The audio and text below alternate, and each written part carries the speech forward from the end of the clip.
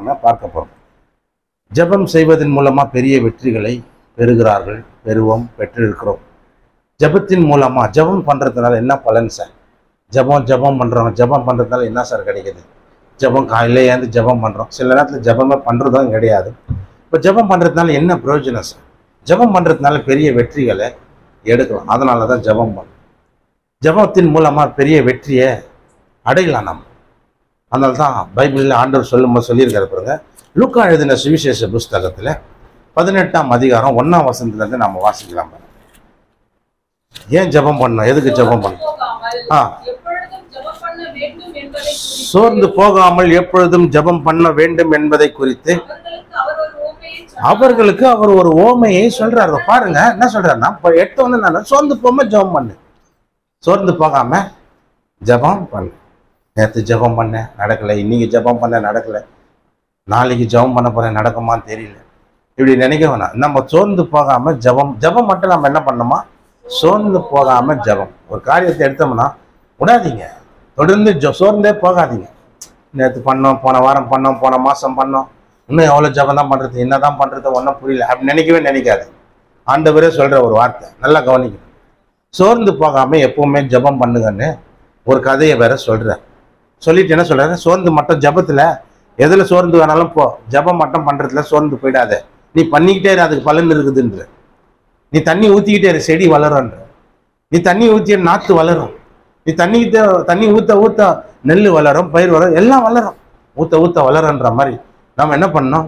சோர்ந்து போகாம ஜெபம் பண்ண அதுல வெற்றி இருக்குதுன்ற சொல்லிட்டு யார் சொன்ன வார்த்தை? இது இயேசுநாதரே சொன்ன வார்த்தை. வேற யாராவது சீஷர்கள் சொன்னா கூட வலியுறுத்தி அவ்வளவா சொல்ல மாட்டேன். இயேசுநாதரே, அருள்நாதர் இயேசுவே சொன்ன ஒரு வார்த்தை. என்ன சொல்றாரு? சோர்ந்து போகாமல் எப்பொழுதும். ஒரு காரியம் இன்னைக்கு நடக்கலையா, சக்சஸ் ஆகலையா, காரியம் கைக்கூடி வரலையா, சோர்ந்து போயிடாத. நாளைக்கும் அதுக்காக ஜெபம் பண்ணு, நாளைக்கு பண்ணு, இந்த வாரம் ஃபுல்லா பண்ணு, இந்த மாசம் ஃபுல்லா பண்ணு, இந்த வருஷம் ஃபுல்லா பண்ணு, நீ வெற்றி அடையிற வரைக்கும் பண்ணு, கண்டிப்பா அதுல ஒரு பலன் இருக்குது அப்படின்றத அவரு சொல்றார். இயேசுவே சொன்ன வார்த்தை.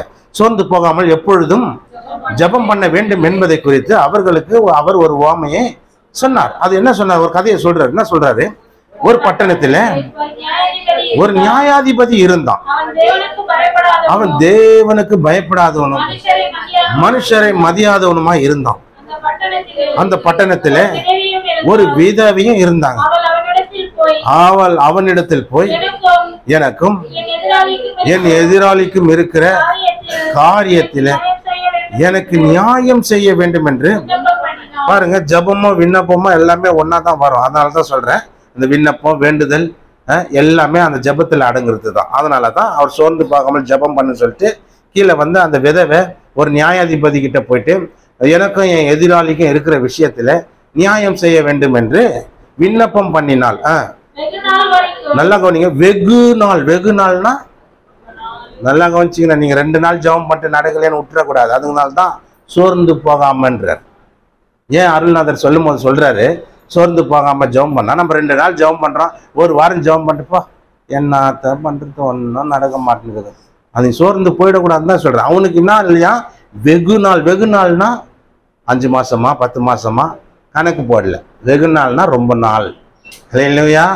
குறிப்பிட்ட நாள்னா கூட ஒரு 5 மாசம் அவனுக்கு இல்லப்பா, ஒரு 4 மாசம் நியாயம் செய்யாம இருந்தான், ஒரு 3 வருஷம். ஒரு கேஸ் நடந்தால எத்தனை வருஷமா கேஸ் நடந்தது உண்டு? 5 வருஷம் ஒரு கேஸ். 5 வருஷமா அவங்க என்ன நம்பிக்கையோட இருந்தாங்க? கண்டிப்பா எங்க அம்மாவுக்கு ஒரு நியாயம் கிடைக்கும் நம்பினாங்களா? ஹலோ இல்லையா? அவங்க அப்பா இங்க வரும்போது என்னை பார்க்க முடியலாம், கவலைப்படாத பாஸ்டர், எங்கள் ஒய்ஃபுக்கு ஒரு நியாயம் கிடைக்கும், அது கிடைச்சவனா பாரு, நான் சர்ச்சுக்கு பிரியாணி எல்லாம் போட்டு எல்லாம் பண்ணுறேன் பாரு அப்படின்னு. கவலைப்படாது, கண்டிப்பாக கிடைக்கும். அவர் எப்போ பார்க்கும்போதெல்லாம் எனக்கு அது சொல்லுவாங்க. நான் அவங்க மனைவி இருந்து 5 வருஷம் கிட்ட ஆகுது, என்னை பார்க்கும்போதெல்லாம் அந்த வார்த்தையை சொல்லுவேன். கண்டிப்பாக பாஸ்டர், எனக்கு கொஞ்சம் கடன் எல்லாம் இருக்குது, அதெல்லாம் அடைக்க போகிறேன். எப்படி சார் அடைக்க போகிறீங்க? கண்டிப்பாக எங்கள் ஒய்ஃபுக்கு ஒரு நியாயம் கிடைக்கும், கேஸ் முடியும், அப்போ பாருங்கள் எல்லாத்தையும் அடிச்சுட்டு நிம்மதியாக இருக்க போகிறேன் இல்லையா? அவருக்கு என்ன நம்பிக்கை? கண்டிப்பாக ஒரு நாள் நியாயம் கிடைக்கும். அப்போ கேஸ் நடக்குது, அது நியாயம் கிடைக்குதுன்ற நம்பிக்கை அவருக்கே இருக்குது. அவர் சொல்லும் போதெல்லாம் எப்படி தெரியுமா சொல்லியிருக்கிறாரு? என்ன நிலைமையில தெரியுமா சொல்லியிருக்கிறாரு? நல்ல நிலைமையில சொல்லலாம். அவர் கொஞ்சம் கிறுக்கியா இருந்தார், கொஞ்சம் அடியே வருவார், பாஸ்டர் நான் சொல்றேன் அப்படின்னு. நான் இந்த நிலைமையில அவர் நம்பிக்கை விடல பாருங்க இல்லையா? அதை தான் சொல்ல வரேன். அந்த நிலைமையில இருக்க அந்த மனுஷனை நான் பாராட்டுவேன். நான் அவர் இப்படி போவாருப்பா, கொஞ்சம் குடிச்சிருந்தாலும் நம்பிக்கையா கான்ஃபிடென்ட்டா சொல்றாரு, உறுதியா சொல்லிட்டு பாரு, எங்க ஒய்ஃபுக்கு கேஸ் முடிய போது, நான் கடனெல்லாம் அடிச்சுட்டு நிம்மதியா இருக்க போறேன், சர்ச்சுக்கு எல்லாருக்கும் பிரியாணி போட போறேன் பாருங்க நீங்க அப்படின்னு. அப்ப பாருங்க, ஒரு கேஸ் நடக்குதுன்னா அது மேல நம்பிக்கை இருக்குது. ஏன்னா என்னைக்கோ தான் அது 2 வருஷம் இல்லை 3 வருஷம் இல்லை காத்திருந்தாங்க. எத்தனை வருஷம் காத்திருந்தாங்க? அதுக்கு மட்டும் 5 வருஷம் காத்திருக்கிறாங்க இல்லையா? இப்ப நம்ம வாழ்க்கையில் ஏதாவது ஒரு நடக்கணும், ஒரு வாரம் ஜெபம் பண்ணிட்டு என்ன பண்ணிடுறேன், எங்க நடக்குது? அதுல காட்டுற நம்பிக்கை தாங்க எதுலயும் நம்ம காரியங்கள். கண்டிப்பா 5 வருஷம் காத்திருந்தாங்கல்ல, நம்பிக்கையோட கண்டிப்பா கேஸ் ஃபைல் பண்ணிட்டோம், கேஸை ஃபைல் பண்ணிட்டோம், கேஸ் கோர்ட்டில் நடக்குது, கண்டிப்பா ஒரு நாள் அதுக்கு முடிவு வந்துரும்ன்ற நம்பிக்கையில் அவங்க இருந்தாங்க பாரு. அந்த நம்பிக்கை தான் நம்மளுக்கு ஜெபம் பண்றதுல இருக்கணும். ஜெபம் பண்ணி இருக்கிறோம், கண்டிப்பா ஒரு நாள் வெற்றி கிடைக்கும். அல்லேலூயா. கண்டிப்பா நம்ம ஒரு நாள் ஜெயம் பெறுவோம், கண்டிப்பா ஒரு நாள் அந்த காரியம் கை கூடிடும், கண்டிப்பா ஒரு நாள் அது வெற்றி பெறும். கேஸுக்கு நம்பிக்கையா இருக்கிற போது நம்ம ஜெபத்துக்கு அதை விட நம்பிக்கையா இருக்கணும். அல்லேலூயா. நான் பண்ண ஜெபத்துக்கு எனக்கே நம்பிக்கை இல்லைன்னா அப்போ கடவுள் எனக்கு எப்படி அற்புதம் செய்வார் சார்? நல்லா யோசனை பண்ணிப்பேன். நான் ஒரு ஜெபம் பண்ணிடுறேன், ஜெபம் பண்ணிட்டு நடக்குமா நடக்காதான், வரும் ஆனா வராது, இந்த மாதிரி எல்லாம் சொல்லின்னு இருந்தேன்னா அப்போ எனக்கே என் மேல, என் ஜெபத்து மேல நம்பிக்கை இல்லை. ஆனா சொல்றோம் தன் நம்பிக்கைன்றோம். தன் நம்பிக்கைன்னா என்ன? தன் நம்பிக்கைன்னா என்ன சொல்றா? தன் நம்பிக்கைன்னு உன் மேல வைக்கிற நம்பிக்கை. ஆனா நீ ஜெபம் பண்றதுல மட்டும் ஏன் அந்த நம்பிக்கை, அந்த தன் நம்பிக்கை வர மாட்டேங்குது? நான் பண்ண ஜெபம் கண்டிப்பா பதில் கொடுப்பாருன்னு அந்த நம்பிக்கை மட்டும் நம்மளுக்கு வர மாட்டேங்குது. ஆனா சொல்றோம் தன் நம்பிக்கை, தன் நம்பிக்கை, தன் நம்பிக்கை அப்படின்றோம், அப்படிலாம் பேசுறோம். தன் நம்பிக்கைன்னு சொல்லுவாங்க பாருன்னா, அதான் சொந்த புத்தியும் இல்லை சுய புத்தியமா. சுய புத்தி சொந்த புத்தி ரெண்டும் தானே, ஒண்ணு தானே. அதாவது சுய புத்தியும் இல்லை, சொல் பேச்சும் இல்லை. ஏதோ சொல்றீங்க, அது ஒன்றும் புரியல எனக்கு. அவ சுய புத்தின்றது எதுக்குன்னா, அதை நம்ம மேல ஒரு நம்பிக்கை. என்ன நம்பிக்கை? நம்பிக்கையோடு ஜெபிக்கிறோம் நம்பிக்கையோடு. அதான் சொல்றாரு, கண்ணீரோட விதைக்கிறவன் கம்பீரத்தோட அறுப்பான். எப்படி அறுப்பான்? எப்படி விதைக்கிறான்? கண்ணீரோடனா கஷ்டப்பட்டு கடன் வாங்கி நிலத்தை ஏர் ஓட்டி அதை சேடை ஓட்டி அதை நாற்று விட்டு அதை விதைக்கும் போதே எப்படி வேதனையோட விதைக்கிறான். இவ்வளோ செலவு பண்ணியிருக்கிறேன், இவ்வளோ காசு போட்டிருக்கிறேன், டிராக்டர் எல்லாம் வச்சு உழுதுருக்கிறேன், நேரு ஓட்டி இருக்கிறேன், சேடை ஓட்டி இருக்கிறேன், இது நஷ்டம் ஆகக்கூடாதுன்னு அவன் அது கஷ்டத்தோடு விதைக்கிறான்.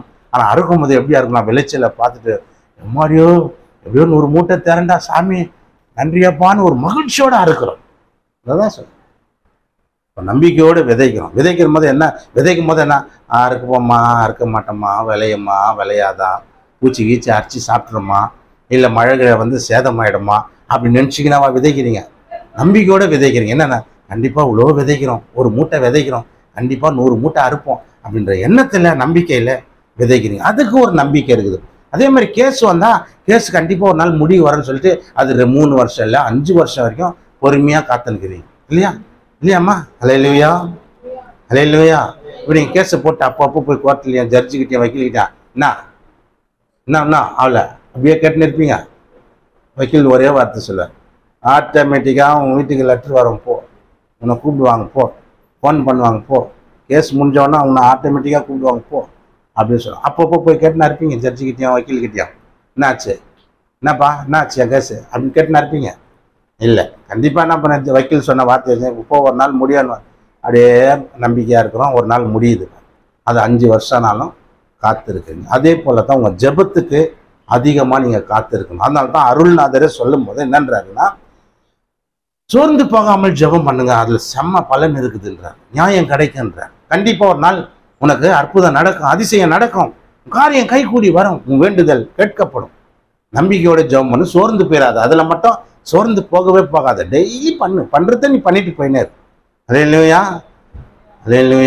சாப்பிட்றத சாப்பிட்டு போயிடு, சோறு ஆக்கி வைக்கிறத ஆக்கி வச்சுட்டு போயிடு. அவங்க சாப்பிட்றாங்க சாப்பிடல வீட்டில் இருக்கிறோம், நீ செஞ்சு வச்சுட்டு போயிடு. அந்த மாதிரி தான் இது. அல்லேலூயா. பத்திரிக்கை வைக்கிறது என் கடமை, பத்திரிக்கை வச்சு நீ வந்தாவா வர இப்போ. அல்லேலூயா.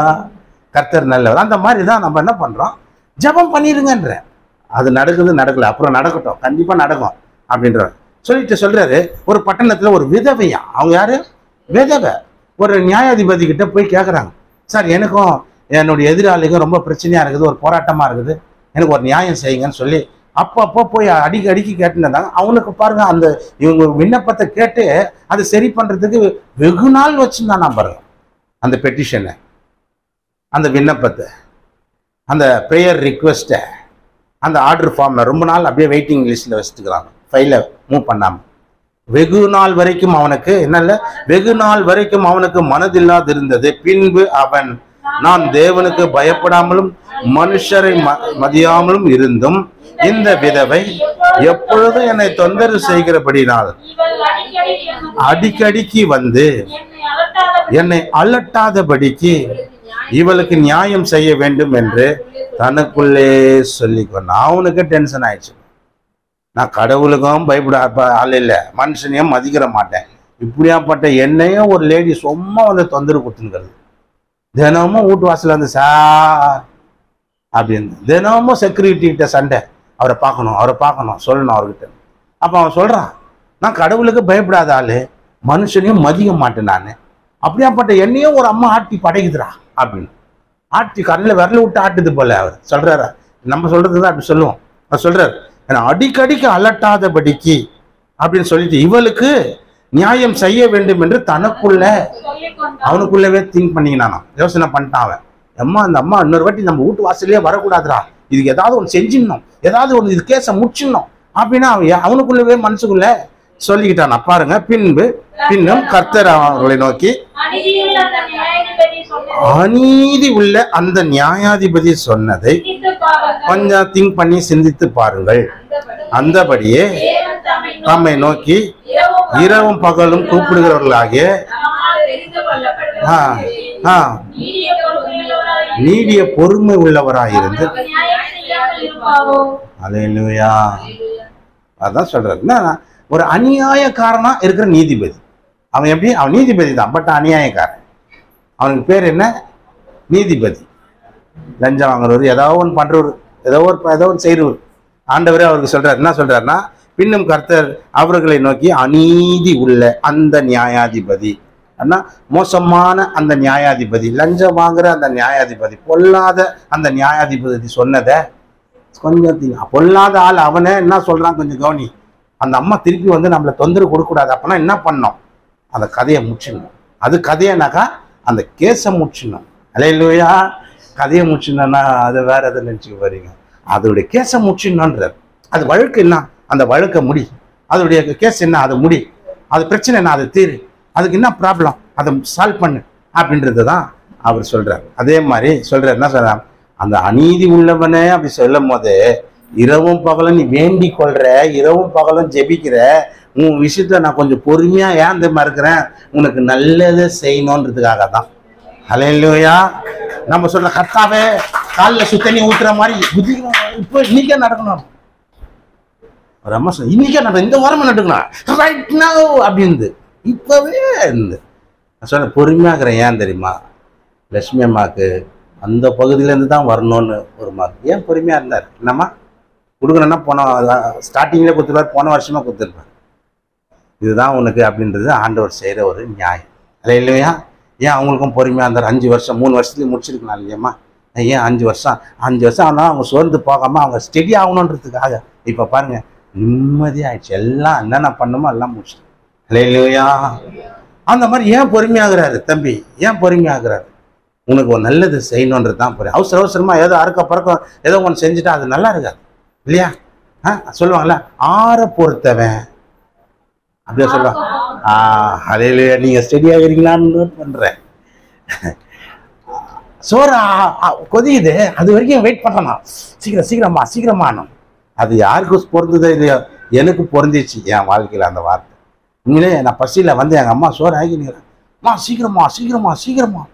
அவங்க அது 3/4 வெந்ததுலேயே வச்சுட்டாங்க. நான் கத்துன திட்டினா அந்த சோறு பசி எடுக்குது, என்ன பண்ணுகிறேன் இப்படி எங்கள் அம்மா கேட்க எங்கள் அம்மா நம்ம நாங்கள் 3/4 வச்சுட்டாங்க.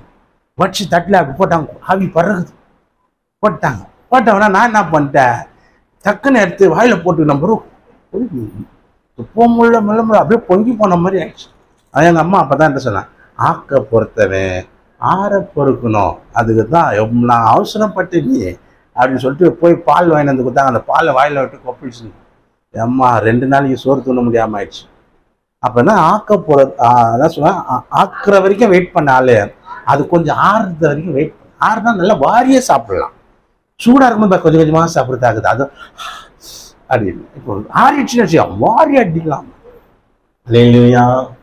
அந்த மாதிரி தான் ஆண்டவர் ஏன் பொறுமையா இருக்கிறாருன்னா, அதுதான் நமக்கு குதிக்கிறோம் தையா தகன், ஏன் ஏன் ஏன் அப்படின்னு குதிக்கிறேன். நானும் என் வாழ்க்கையில ரொம்ப அவசரப்பட்டேன். ஆண்டவர்கிட்ட ஜெபம் பண்ணேன். நான் ஒரு ஜெபம் பண்றேனே, நான் ஒரு விசுவாசி, ஊழியக்காரனா இருக்கும் போதில்ல, விசுவாசியா இருக்கும் போது நான் விசுவாசியாச்சே, நான் அந்த காணிக்கை தரேனே, சந்தா கட்டுறேனே, கரெக்டா சர்ச்சுக்கு போறேனே, எனக்கு ஏன் அதை நடக்க மாட்டேன், ஏன் ஆண்டவர் செய்ய மாட்டாரு, இன்னைக்கே செய்யணும், அடுத்த வாரம் நீ செய்யலைன்னா நான் அந்த காரியத்துக்காக ஜெபம் பண்ண மாட்டேன் ஆண்டவர்ன்னு சொல்லுவேன். ஆண்டவர் அமைதியாகிறாரு. நம்ம எவ்வளோ கத்தி கத்தி பார்த்தேன், உபவாசம் இருந்து பார்த்தேன், பெல்ட்டியெல்லாம் அடிச்சேன், ஒன்றும் நடக்கலை. அப்போ ஆண்டவர் சார், என்கிட்ட உனக்கு காரியம் ஆகணும்னா நீ கொஞ்சம் பொறுமையா தான் இருக்கணும். அல்லேலூயா. இப்போ உன்னால எனக்கு ஒரு நாள் இல்லை ராஜா, என்னாலதான் உனக்கு லாபம் அப்படின்னாரு. அது சொல்றாரு, நல்லா கவனிங்க. அப்படியே எனக்கு அப்படியே வந்தது இந்த சைட்ல காதுல ஜெபம் பண்ணும்போது வருது, உன்னால எனக்கு லாபம் இல்லை ராஜா, என்னாலதான் உனக்கு லாபம். அப்ப வெயிட் பண்ண, நீ என்கிட்ட பலன் பெறணும்னா வெயிட் பண்ணணும், பொறுமையை கையாளணும் அப்படின்றார். அல்லேலூயா. அதெல்லாம் சொல்லி முடிச்சுட்டு வந்த உடனே வெளியில ஒருத்தர் சண்டை போட்டு ஒருத்தர் அடிச்சுக்கிறாரு. ஒரு அம்மா சொல்லுதுன்னா, அதுதான் பொறுமையா இருக்கணும், பொறுமை கடலிலும் அப்படின்றார். என்னடா அது பொறுமையா இருக்கணும் காதுல வந்தது. வெளியே வந்தவொடனே ஒரு அம்மா, பொறுமை கடலோட பெருசுன்றாங்களே, இப்போ அவ்வளோ பெருசா வரைக்கும் வெயிட் பண்ணும் போல, பொறுமையா இருக்கணும் போல அப்படின்றத நினைச்சேன். அதுதான் ஆண்டவர் சொல்ற, ஆண்டவர் நம்மளுக்கு நியாயம் செய்வார், நியாயம் கண்டிப்பா செய்வார், உனக்கு ஒரு அற்புதம் செய்வார், உனக்கு ஒரு அதிசயம் செய்வார், உன் காரியம் கை கூடி வரும். கொஞ்சம் வெயிட் பண்ணு, கொஞ்சம். ஆனால் சோர்ந்து போகாம ஜெபம் பண்ணிக்கிட்டே இரு. கண்டிப்பா நீ ஜெபம் பண்ணிக்கிட்டே இரு. அது ஒரு நாள் கண்டிப்பா சூப்பரா, நேர்த்தியா, அருமையா, அட்டகாசமா முடியும் உனக்கு. அல்லேலூயா, அல்லேலூயா. அருமையா முடியும், நீ கவலையப்படாத அப்படின்றார். அப்போ இந்த வார்த்தையை நான் கத்துக்கிட்டு என்ன பண்ணேன், இன்னைக்கும் ஜெபம் பண்ணிக்கிட்டு இருக்கேன், இன்னைக்கும் ஜெபம் பண்ணு. அல்லேலூயா. கிட்டத்தட்ட எனக்கு ஒரு சொந்த வீட்டுக்காக 13-14 வருஷம் ஜெபம் பண்ணுகிறேன். ஆண்டவரே எனக்கு ஒரு சொந்த வீடு, இன்னும் எனக்கு ஆண்டவர் சொந்த வீட்டை. இப்போ நான் என்ன பண்ணேன், சோர்ந்து போயிட்டேன்னா இல்லை, தொடர்ந்து ஜெபம் பண்ணுங்க. ஆண்டவர் எப்போ தருவீரோ இயேசுவே, எப்போ தருவீரோ, அது சிறுங்கட்டு இல்லையா சென்னை இல்லையா, எப்போ தருவீரோ. அல்லேலூயா. வெயிட் பண்ணிட்டு இருக்கேன். அதுக்காக நான் என்ன, ஆண்டவர் தருவே இல்லை, சரிப்படா இந்த சபத்தை விடு, தொடர்ந்து பண்ணிக்கிட்டு இருக்கேன், தொடர்ந்து பண்ணிக்கிட்டு இருக்கேன். அப்போ தருவார். எங்கே தருவார்? ரெட்டிப்பான நன்மை. இங்கே ஒன்றும் கொடுப்பாரு, அங்கே ஒன்றும் கொடுப்பாரு. சிட்டிலேயும் ஒன்று வாழ்ந்துக்கப்போ, கிராமத்துலேயும் ஒன்று வச்சுக்கப்போ அப்படின்றத வீட்டை, அல்லேலூயா, இடத்த, அல்லேலூயா, வேற ஏதாவது நினைச்சுக்கூடாதுங்க. கர்த்தர் நல்லவர். அப்போ தேவன் நம்மளுக்கு கண்டிப்பா செய்வார்ன்றத நம்பிக்கை இருக்குது. அதனால தான் 14 வருஷமாக ஜெபம் பண்ணுகிறேன். எத்தனை வருஷமா? நான் ரட்சிக்கப்படுற வரைக்கும் எனக்கு அந்த நம்பிக்கை இல்லை. சரி, இருக்கிறத செத்து போகிறோம், ஒரு நாள் போகிறோம், எல்லாத்தையும் விட்டு போகிறோம், வீட்டை வாங்கி செலவு பண்ணி கட்டி விட்டு, அப்புறம் அது எவனோ அதில் வாழ போகிறோம், என்னத்துக்கு நம்மன்னு சொல்லி அப்படி இருந்தேன். அப்புறம் தான் பல்ப் அடிச்சு ஆண்டவருடைய சத்தியம்லாம் எனக்கு புரிஞ்ச பிறகு 14 வருஷமா இப்போ ஜெபம் பண்ணுகிறேன். என்னத்துக்கு? ஒரு சொந்த வீட்டுக்காக.